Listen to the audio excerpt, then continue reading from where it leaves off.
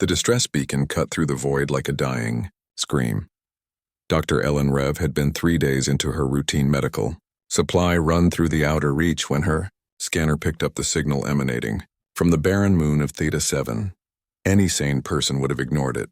The moon was a graveyard, a battlefield left over from the convergence wars that had ended 2 decades ago. But Ellen had never been accused of being entirely sane. Her small medical frigate touched down on the cratered surface, sending up plumes of rust-colored dust. The beacon's source was a crashed fighter, its hull torn open like paper, metal twisted in ways that spoke of violence and desperation. Ellen grabbed her emergency kit and made her way through the wreckage, her breath fogging inside her helmet. That was when she saw him.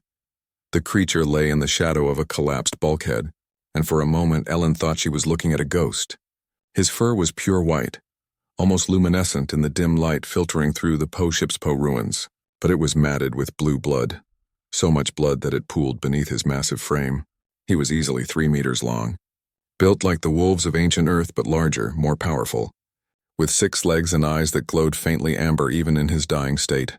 Kael'th the White, her translator informed her, through the ship's database connection, a Viralki war elder, last seen during the final battles of the Convergence. Status missing, presumed dead. The alien wolf's eyes tracked her approach, but he didn't move. Couldn't move, Ellen realized. His breathing was shallow, labored.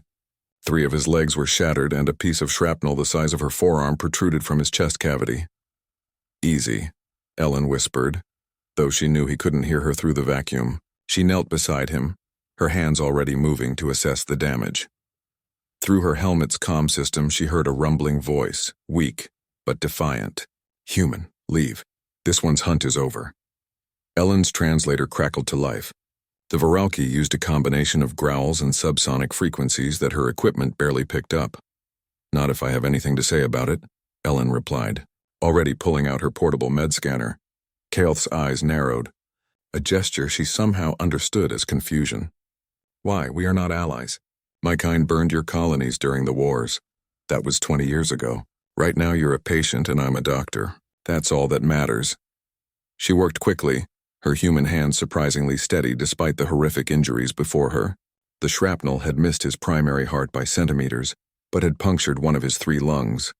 His alien physiology was different from anything in her medical database, but Ellen had spent years studying xenobiology. She could adapt. "Your species is foolish," Kael'th growled as she injected him with a broad-spectrum coagulant she'd modified on the fly. "You should let the old predator die." "Foolish is my specialty," Ellen muttered, using her laser scalpel to begin the delicate work of removing the shrapnel. "Besides, you're not that old. According to my database, Viralki can live 300 years. You're only, 180? A sound that might have been a laugh rattled through the comm. 193. Old enough to know when death has come. When death hasn't come, I have. Big difference. For 3 hours, Ellen worked in the cramped wreckage.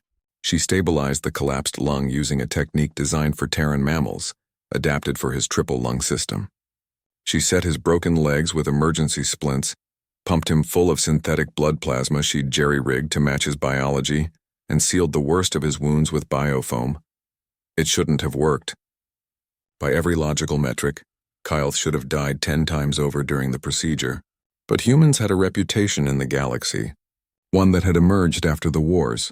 They were too stubborn to accept defeat, too creative to follow the rules, and too empathetic to let someone die when they could do something about it.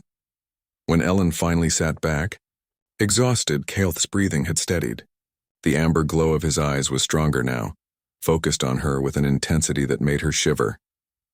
"You have saved this one's life, human healer," he rumbled. "Why?" Ellen pulled off her helmet, wiping sweat from her forehead. "Because I could. Because someone needed help. Because the war is over and maybe it's time we all started acting like it." Kael'th was silent for a long moment.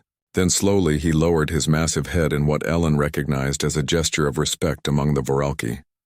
"Your kind confused us during the wars," he said quietly. "We thought you were weak because you valued life.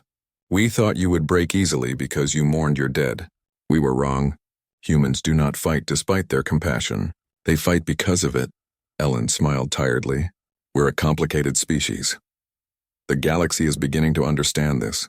You could have left me to die. No one would have blamed you. My people killed thousands of yours. But you stayed. You fought for a life that was not your own, for a being who was once your enemy. Kael'th's eyes gleamed with something that might have been wonder. This is why humans are feared and respected in equal measure. This is why your species will outlast us all.